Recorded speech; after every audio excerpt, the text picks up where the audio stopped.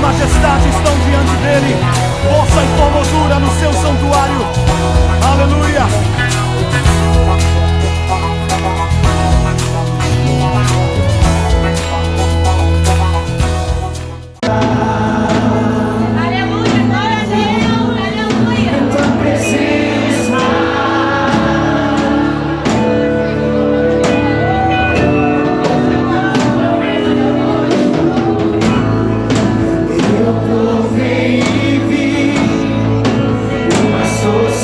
Amor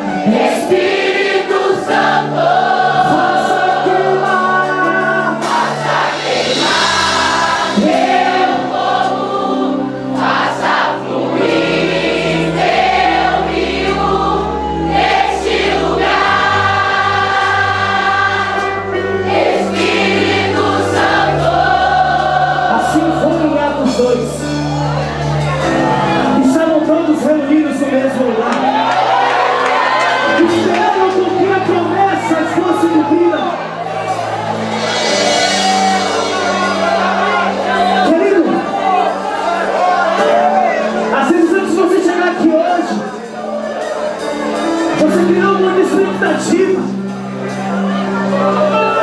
Você talvez criou um pensamento do que poderia acontecer. Mas o Senhor Deus é o Deus que surpreende. O Senhor Deus é o Deus que faz de repente. E Ele pode fazer a tua vida nessa noite. Levanta as suas mãos e comece a buscar. Comece a buscar com o colo, com o colo, com o colo, com o colo, com o colo, com o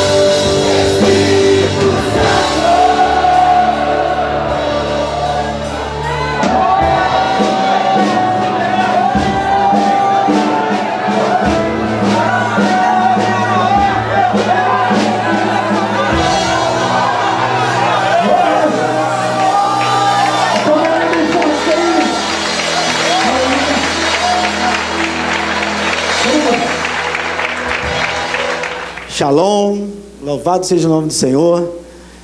É uma alegria estar aqui com vocês, né? Vim conversando com o pessoal aí. Levanta aí, Beto, Ananias, Léo, Roberto. Amém? Amém. Pode se assentar agora, só para o pessoal te conhecer, nome a nome, né? Então tá lá o Beto, Ananias, o Léo e o Roberto. Tiveram aí o desafio de estar saindo comigo aí, uma bênção, né? O Beto tem acompanhado mais. A Ananias passou no reencontro, no Fruto Fiel aqui. O pessoal lembra de você da tenda, varão. Aí, ó. Quando olharam para cá, lembraram de você. Mas eu não vou nem falar o que aconteceu. Amém? Ó, é isso aí. O pessoal já te viu, já identificou a tenda. Mas amém. Daí foi só para quem passou no Fruto Fiel. Amém? Foi uma bênção, né? Uma alegria estar aqui com vocês. Eu gostaria que você abrisse a sua Bíblia, né, em Juízes capítulo 5, versículo 7. Né? Quero agradecer ao pastor Marco, me convidar para vir aqui, para ministrar para a igreja. Pastor Marco, eu creio que acho que ano que vem vai ser 10 anos, né? 10 anos, 6 no valão, 3 mais 1, 4, 10 anos que eu conheço Pastor Marco, né? E ó, que bênção, que Deus está fazendo, né, nessa igreja através do Pastor Marco, da família pastoral. É algo assim extraordinário. Amém? E eu gostaria que você abrisse a tua Bíblia, né, se colocasse em pé mais uma vez. Se você, amém, gosta de anotar aí a palavra, anote aí a palavra, porque de repente essa palavra é uma inquietação na sua vida, no teu ministério, na tua célula, na tua igreja. E eu queria compartilhar essa palavra nessa noite, que diz assim: Juízes capítulo 5, versículo 7. Ficaram desertas as aldeias em Israel, repousaram até que eu, Débora, me levantei-me por mãe em Israel. Amém? Pai, mais uma vez queremos lhe entregar essa palavra, que só possa trazer a revelação vindo do teu alto do teu trono, que o Senhor nos surpreenda no final dessa palavra. Pai, repreenda tudo aquilo que é humano e traga, Senhor, algo divino para o nosso coração, Senhor. Que a tua unção, Pai, que esse avivamento venha inundar a nossa vida e que nós possamos sair deste lugar diferente como entramos, e a Ti entregamos toda a glória, toda a honra e todo o louvor. Amém? Pode se assentar, pode se assentar. Amém? Então gostaria de compartilhar essa palavra nesta noite. Essa palavra é uma palavra que trouxe muita inquietação no meu ministério. Depois de tantos anos na caminhada, na visão do discipulado, a gente começa a perceber muitas coisas, a gente começa a vivenciar muitas coisas. Começamos a vivenciar líderes que começam a 100 mil por hora depois de um encontro, e de repente coloca o pé no freio e larga tudo, para tudo, e você tem que então voltar, tentar resgatar a pessoa. Na visão do discipulado nós temos aquelas pessoas que já chegam aceleradas, e aquelas pessoas que não aceleram de jeito nenhum dentro da igreja, que estão na igreja, estão vendo tudo acontecer. Está igualzinho, né, o louvor do Ministério Zoe, está vendo o louvor, o mover passar. Esse louvor diz: o mover está passando, as coisas estão acontecendo, e a pessoa está paralisada, está atada. O problema está paralisando o coração da pessoa.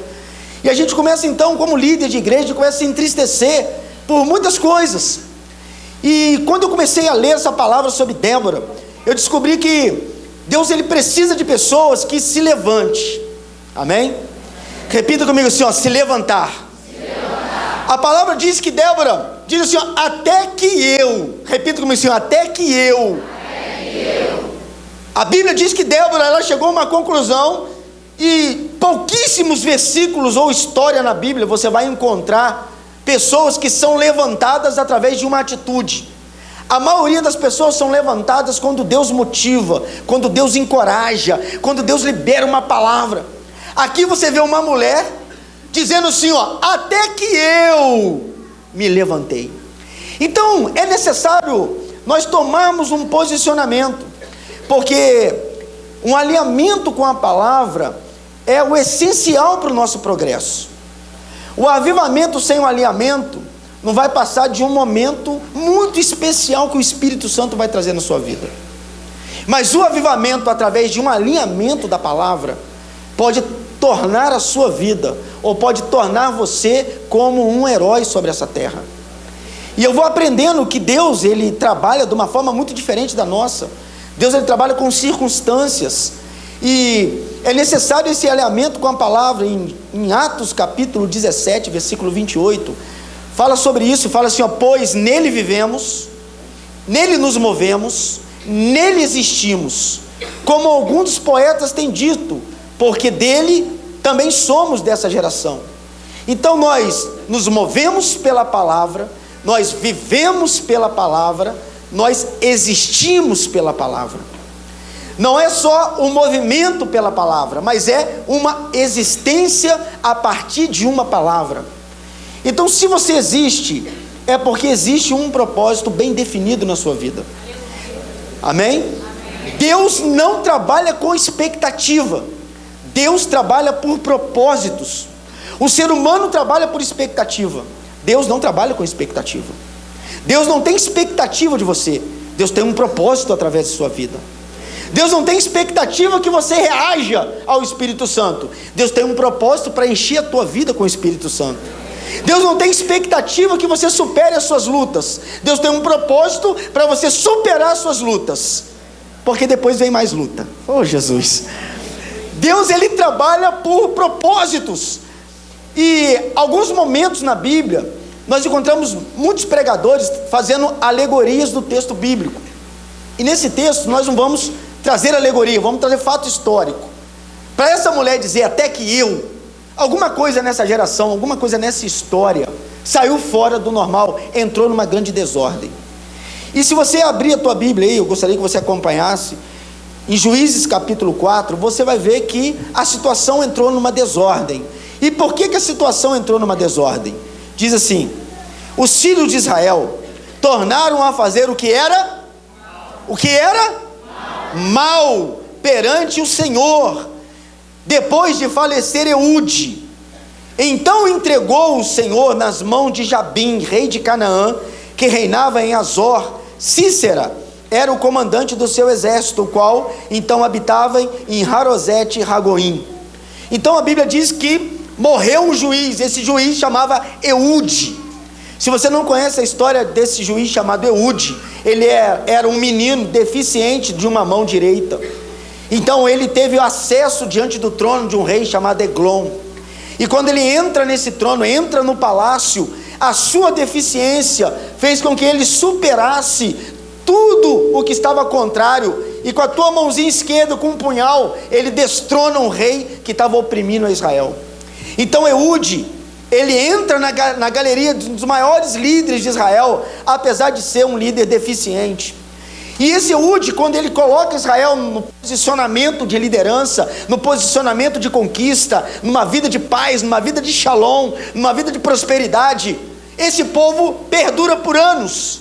Mas Eude morre. Repita comigo assim, Eude morre. Quando o líder se ausenta, a tendência é dos discípulos fazerem o que é mal perante o Senhor. A ausência do líder demonstra a manifestação do caráter daqueles que o seguem. Quando o líder some, quando o líder desaparece, a manifestação do caráter torna à tona. E se aqueles discípulos, se aquela geração é treinada, é discipulada, está entendendo a visão, está entendendo o propósito, está com o coração cheio de paixão, a ausência do líder se torna uma força para avançar e conquistar. Mas se aquela geração não entende a ausência do líder, aquela geração ela começa a fazer o que é mal perante o Senhor. É fácil, é só olha para a pessoa e diga assim, ó, quando você está longe do teu pastor, fala para a pessoa, o que você faz quando você está só? Olha para a pessoa e diz assim, quando você está longe do teu líder, o que você faz quando você está só?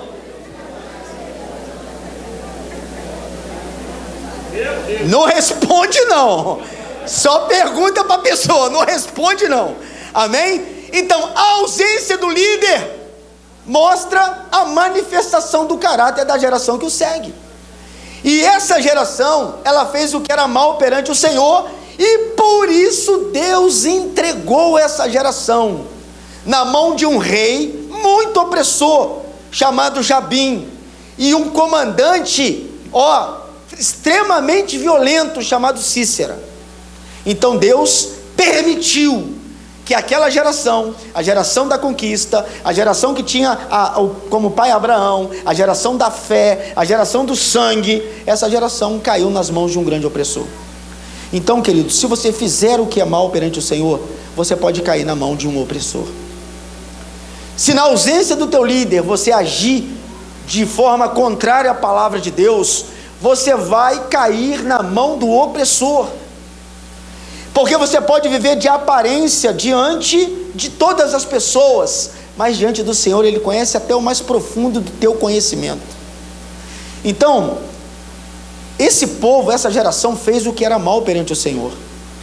E por fazer o que era mal, eles declinaram, a Bíblia diz que eles ficaram 20 anos. Está lá, eu quero ler para você, no versículo de número 3.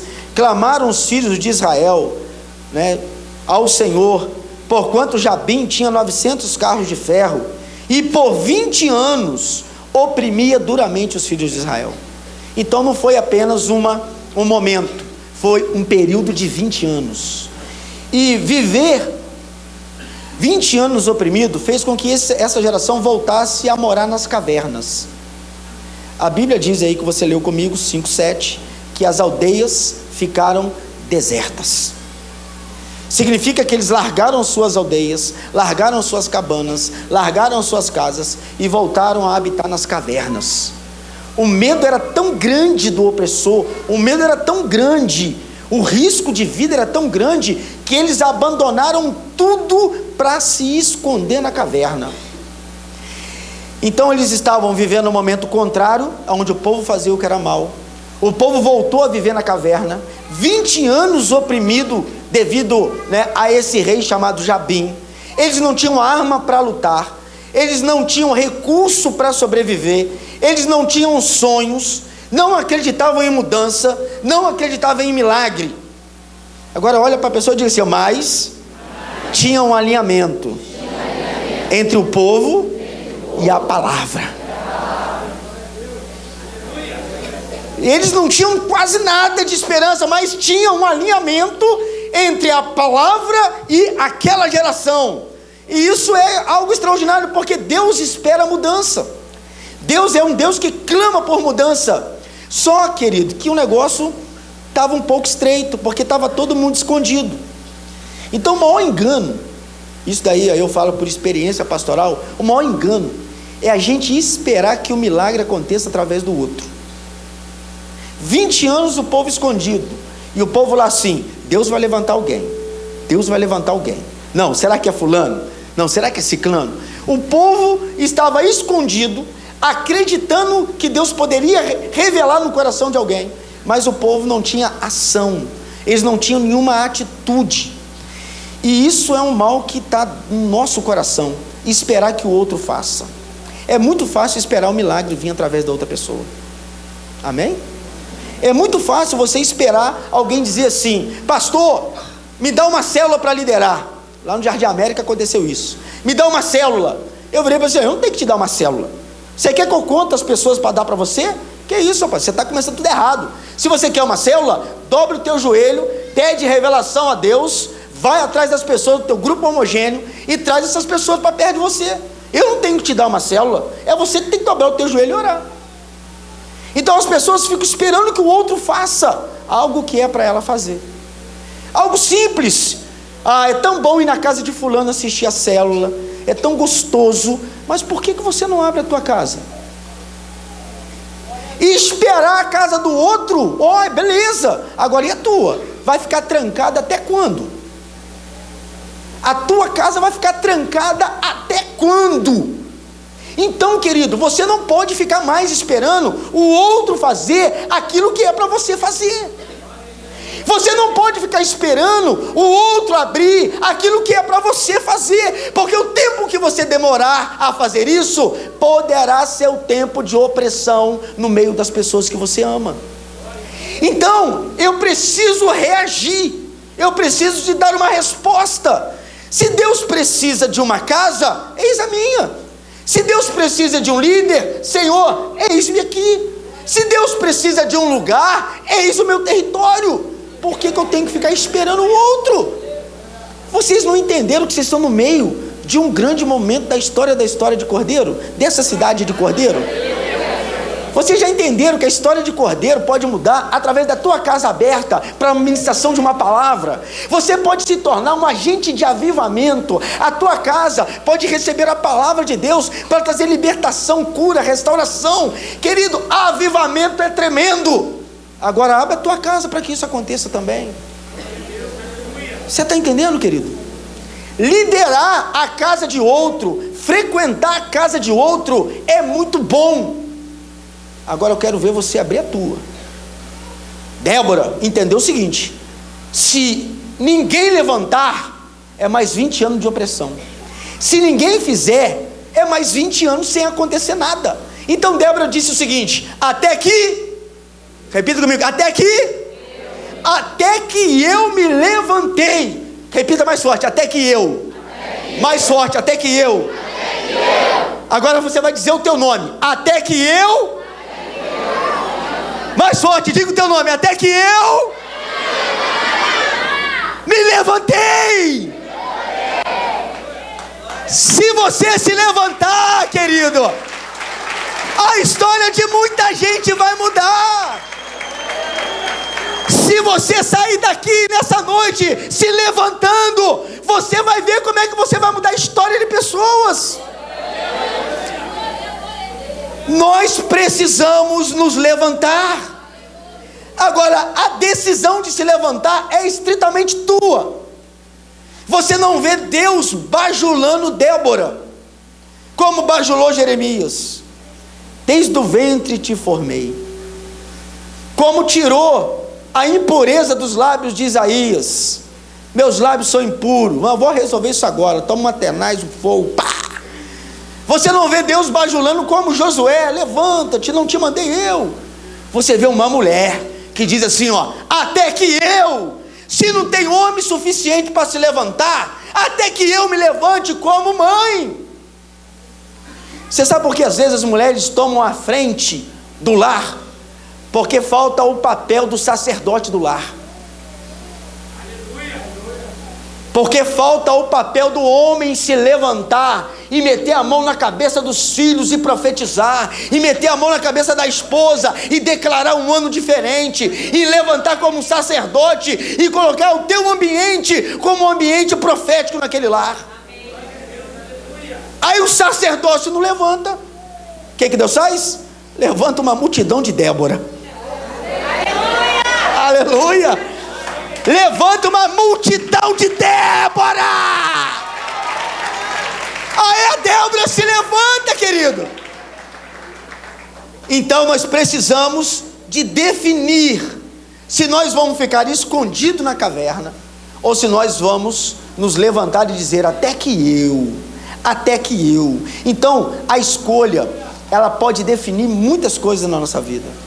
A escolha certa, eu costumo dizer que ela é uma escolha que diminui muito o sofrimento. E a escolha certa, ela previne os nossos amados de muitas consequências. Então nós precisamos de escolher. Glória e majestade estão diante dele. Força e formosura no seu santuário. Aleluia.